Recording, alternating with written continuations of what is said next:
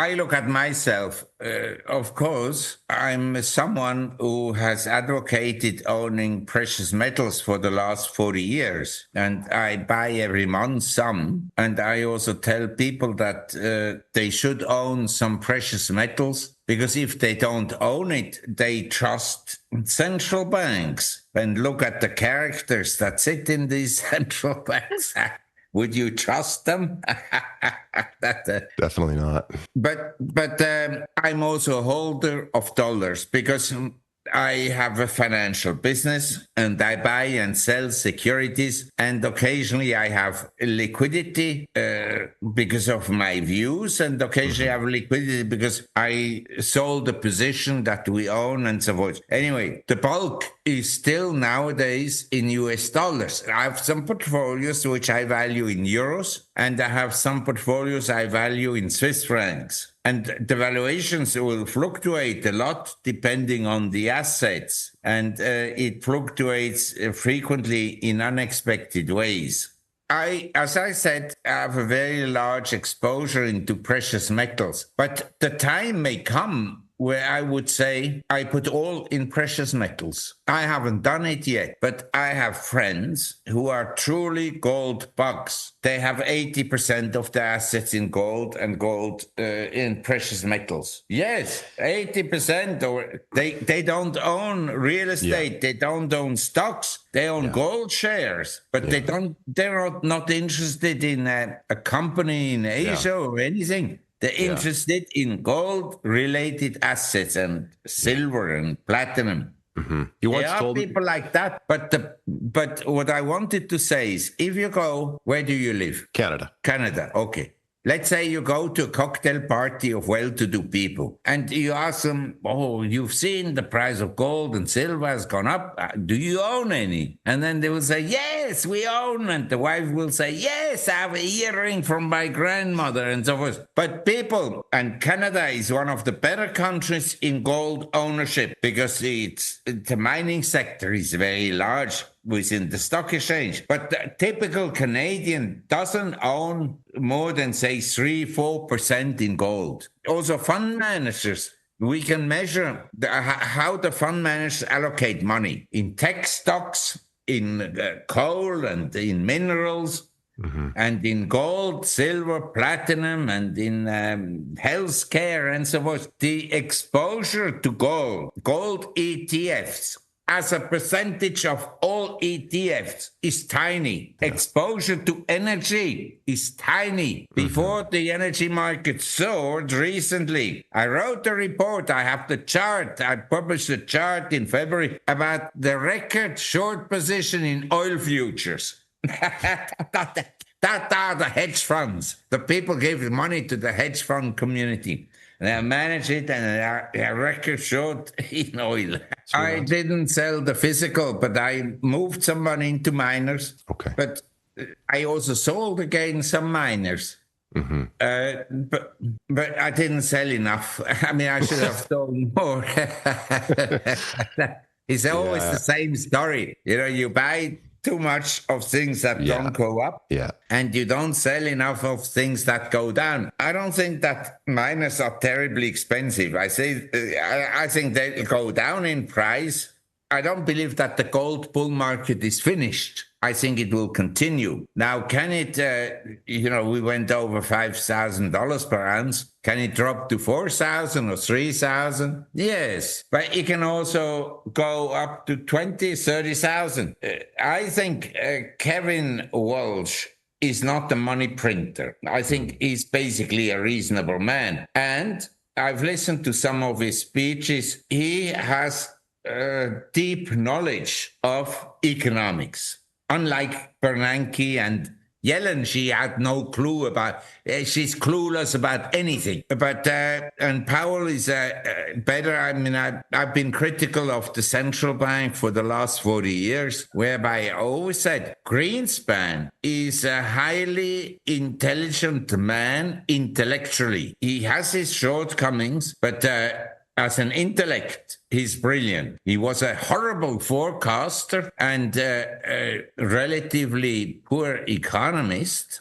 as an economist in his profession. He had like no clients left when he closed his firm and became Fed chairman. But he was suitable as Fed chairman because he suited, you have to understand, Wall Street is very powerful. The money in America is very powerful. Do you think that Wall Street likes to have declining asset prices? No, their fees come from the size of the assets, not the quality of the assets, the size. And they will always wish that the Fed prints money. You will never find a Wall Street economist that really tells the public that the Fed is making a huge mistake, that they should tighten monetary policy and see asset prices drop 30% because then they would become affordable. Why is the housing market not doing all that well in terms of sales volume? Because houses are too expensive. Nobody can afford them except the 1%. My sense is that the dollar is a doomed currency, for sure. But the others may not be better.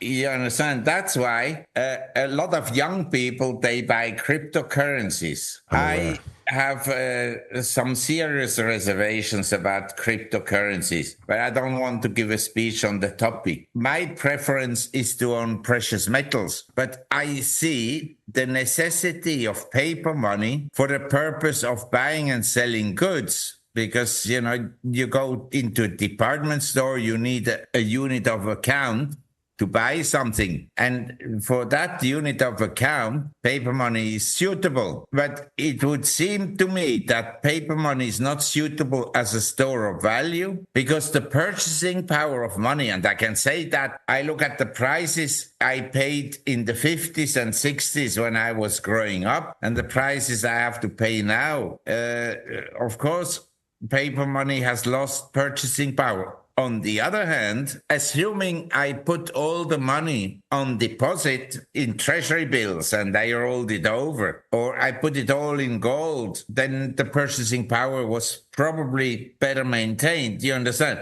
With the accumulating interest. Oh, yeah. So the calculations are not so easy. Mm-hmm. But in general, if you look at history, the value of paper money has always gone down to next to zero, always. Because when problems arise in a social system that knows money, the solution to the problems, the optimal solutions would be tight monetary policy and default. But these measures are so painful on society that the rulers or the politicians will not choose them, because the principal concern of a ruler, a king or a lord or an emperor or a democracy is to stay in power, for the party to stay in power. So they use the method of printing money to overcome the near-term problems, and they say to themselves, well, we'll solve that issue later. Mm-hmm. But once you embark on money printing, and this I want to observe and really emphasize, once you embark on money printing like Bernanke did in December 2008, you cannot stop it without significant pain. Mm-hmm. And this significant pain is avoided by printing more. Now, in the theory of economics, in the classical theory, is shown that you need to print increasing quantity to keep the system going. Like, as you know, the interest payments on the government debt has gone through the roof. And it will continue to go up. And soon it could be the entire budget. And at that time, what else do you want than print money? I think there is, in every country, people would like to have a new leadership. But what does the new leadership bring about? And I want to warn you viewers not to think that the Iranians who live in Hollywood and the US and London and so forth, that they're necessarily a representative of the people of Iran. Now, these are people, they left Iran, many of them with the Shah of Iran, because their properties were expropriated during the revolution. But you have to see one thing very clearly, and this, for me, is difficult to understand. The Shah of Iran was not the ideal leader, but to be fair to him, he wanted to modernize Iran, and his modernization programs were obstructed, and the resistance came from the clergy, the mullahs, and they wanted him out. And who then supported the mullahs? The Western world. They got the Shah out. Yeah, we've seen that in many places. And the people in Iran, I think most people would welcome a different government. That I probably agree with you. But a different government doesn't mean that they will embrace the Israelis and say, oh, Netanyahu is such a nice man and he liberated us. Do you think that the people will think that way? It's possible. But we still need a unit of account for trade. But I'm concerned that